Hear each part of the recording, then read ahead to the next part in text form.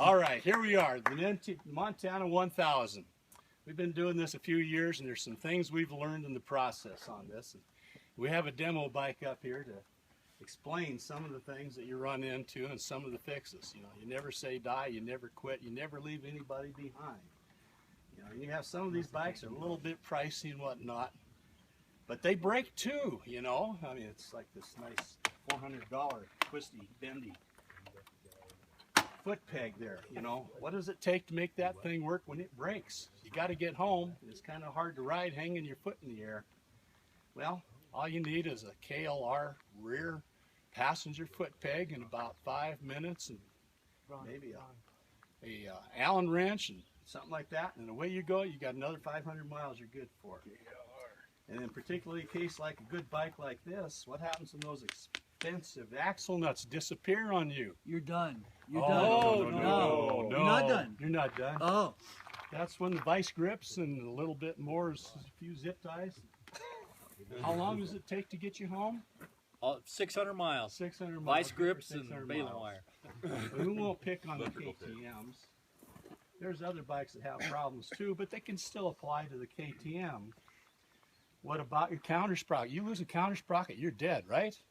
No. If you're a good ADV rider, a little duct tape, some zip ties, you're good. Finish the ride. And in a particular case last year, that guy happened to be dragging along a sidecar, and he kept on going. That was from the start to the finish.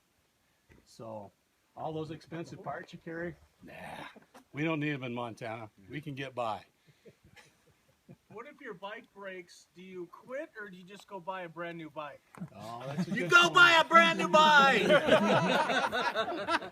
We have Everybody pulls an their credit inordinate card. amount of 690s this year's MT 1000.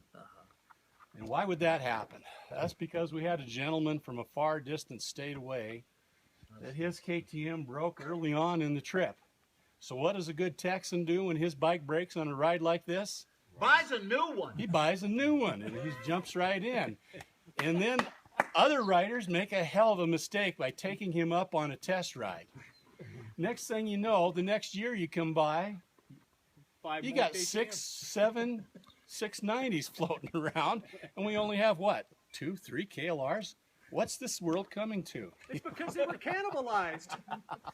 Well, you got to have some parts bikes to come along. Oh!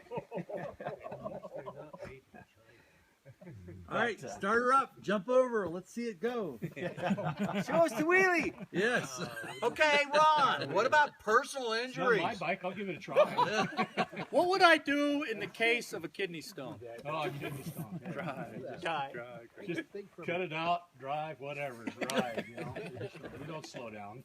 If you die on the trail, we'll lay you out on a rock and cut cards for your boots. That's right. Yeah, salvage everything else we can, especially if it's KLR. And, you know, off we go. So, Live on. If you get a broken leg halfway through the trip, do you quit or do you ride with your broken leg? in Montana, when you get a broken Don't leg, take the boot off. it starts at the start. You finish it. You know, hey, that's what these boots are for. These things are to hold your legs together when they're broken.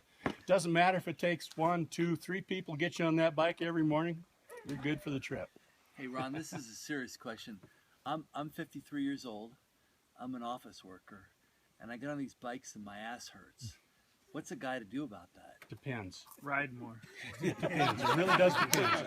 You go down to the grocery store Extra in padding, the hygiene you area yourself. and you get don't the even have to depends. stop. Oh, okay. All right. All right. For guys your age, that's important. It is.